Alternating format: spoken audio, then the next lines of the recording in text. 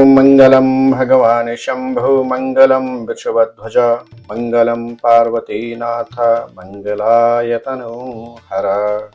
जय नारायण की नमस्कार, जय माता दी। स्नेही दर्शकों, इस ट्रांजिट स्पेशल प्रोग्राम में आपका हार्दिक अभिनंदन और स्वागत है। आज हम बात करेंगे एक नहीं दो ग्रहों के ट्रांजिशन के विषय में। जी हां प्रिय दर्शकों, युवराज बुध जो वाणी के कारक भी होते हैं, धन और संपदा के कारक भी होते हैं, यह बुध मिथुन और कन्या राशि के स्वामी होते हैं। यही बुध ग्रह 11 फरवरी से लेकर 27 फरवरी तक अपने परम मित्र शनि की कुंभ राशि में गोचर कर रहे हैं। तो वहीं दूसरी ओर मान और सम्मान के कारक ग्रह, पिता का जिनको स्थान प्राप्त है, राजकीय सत्ता के जो कारक होते हैं, वह ग्रह जिनको सूर्यादि नवग्रहों में राजा की उपाधि प्राप्त होती है, जो ग्रह सिंह राशि के स्वामी हैं अर्थात सूर्य ग्रह, यह भी 12 फरवरी से लेकर 14 मार्च तक अपने पुत्र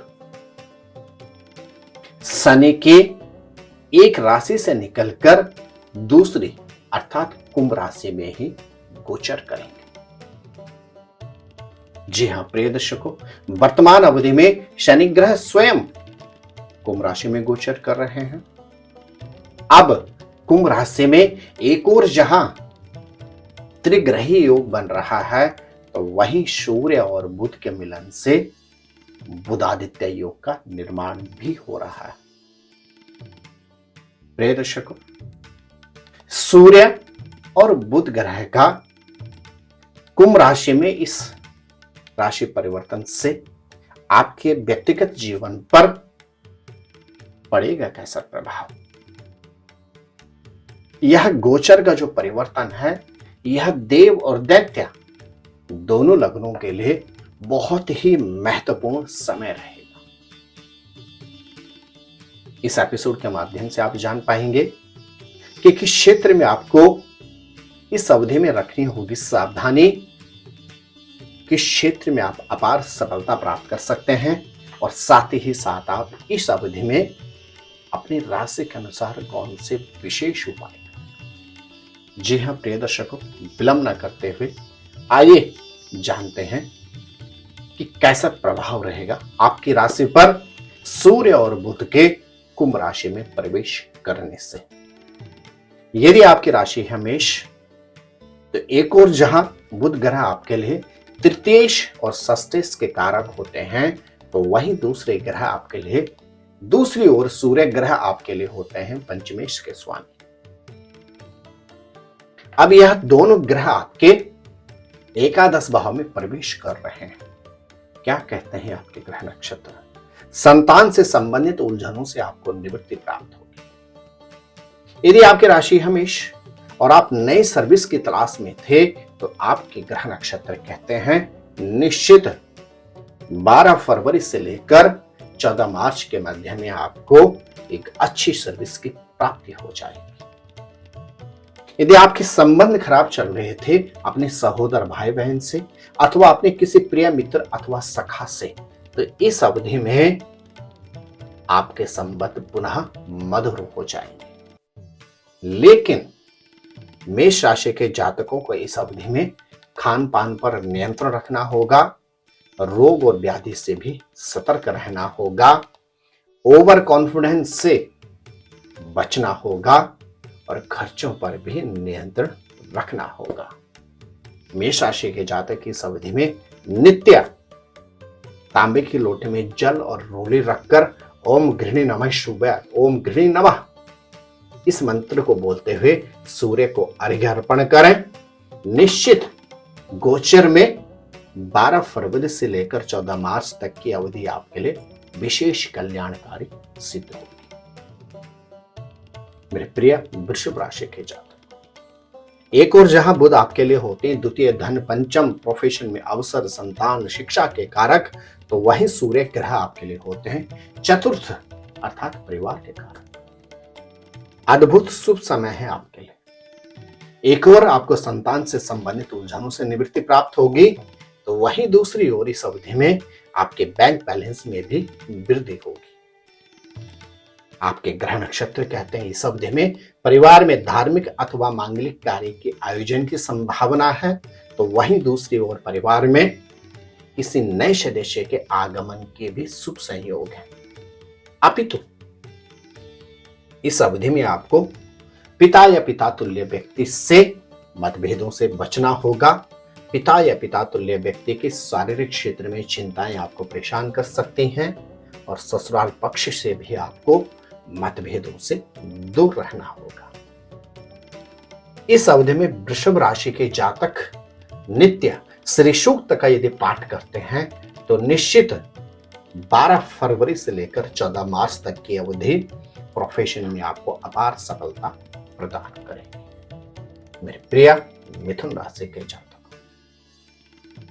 एक और बुध ग्रह आपके लिए चतुर्थ परिवार और आपके स्वयं के राशि के स्वामी, तो वही सूर्य ग्रह आपके लिए होते हैं आपके तृतीय भाव अर्थात भाई बहन का कारक।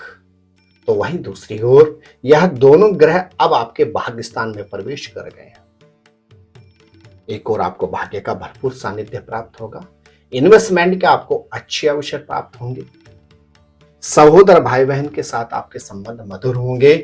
तो वहीं दूसरी ओर आपके ग्रह नक्षत्र कहते हैं इस अवधि में आपको प्रोफेशन में अतिरिक्त अवसर भी प्राप्त होंगे।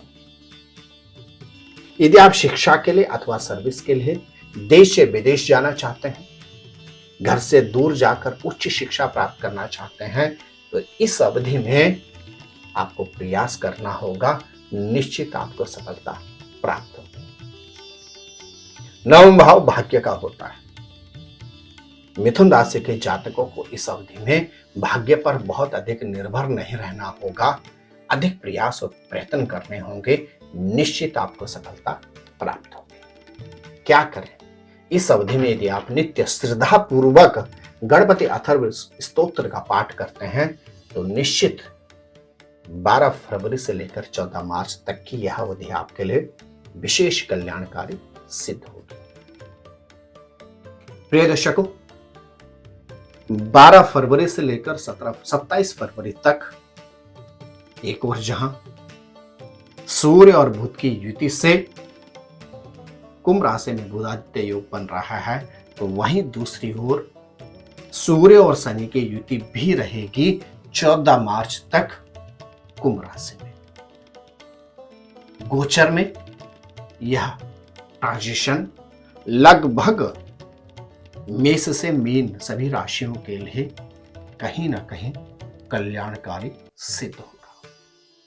आपकी राशि के अनुसार जो विशेष उपाय मैंने आपको बतलाए हैं, यदि आप श्रद्धा पूर्वक शुद्ध अंतःकरण से और दृढ़ विश्वास के साथ यह उपाय करते हैं तो निश्चित यह अवधि आपके लिए भी विशेष कल्याणकारी सिद्ध होगी। आप स्वस्थ रहें, मस्त रहें, अपना ख्याल रखें। जय नारायण की नमस्कार, जय माता। ज्योतिर्विद डीडी शास्त्री जी से ज्योतिष, अंक ज्योतिष, हस्तरेखा, वैदिक पद्धति से यज्ञ अनुष्ठान, राशि रत्न, रुद्राक्ष कवच तथा वास्तु निरीक्षण हेतु संपर्क करें। संपर्क हेतु हमारे फोन नंबर हैं 9810627053, 9818827053। हमारी वेबसाइट है www.vedicjyotish.com। परामर्श शुल्क प्रदान कर संपर्क हेतु समय सुबह 10 बजे से शाम 6 बजे तक। हमारे संस्थान में योग्य विप्रों के द्वारा समस्त वैदिक कर्म जैसे पूजा पाठ, यज्ञ, जप, हवन, जन्मदिन पूजन, नवग्रह शांति, ग्रह कलेश, काल सर्प दोष निवारण पूजन, व्यापार वृद्धि पूजन, विवाह संस्कार, भूमि पूजन, गृह प्रवेश, शिवार्चन, महामृत्युंजय जाप, बगलामुखी जाप आदि समस्त वैदिक कर्म सुसंपन्न किए जाते हैं। संपर्क हेतु हमारे फोन नंबर हैं 9810627053, 9818827053। परामर्श शुल्क प्रदान कर संपर्क हेतु समय सुबह 10 बजे से शाम 6 बजे तक। हमारी आने वाली वीडियो को सबसे पहले देखने के लिए अष्टोदेव यूट्यूब चैनल को अभी सब्सक्राइब करें। आगे शेयर अवश्य करें ताकि और लोगों को भी वीडियो का लाभ मिल सके। धन्यवाद।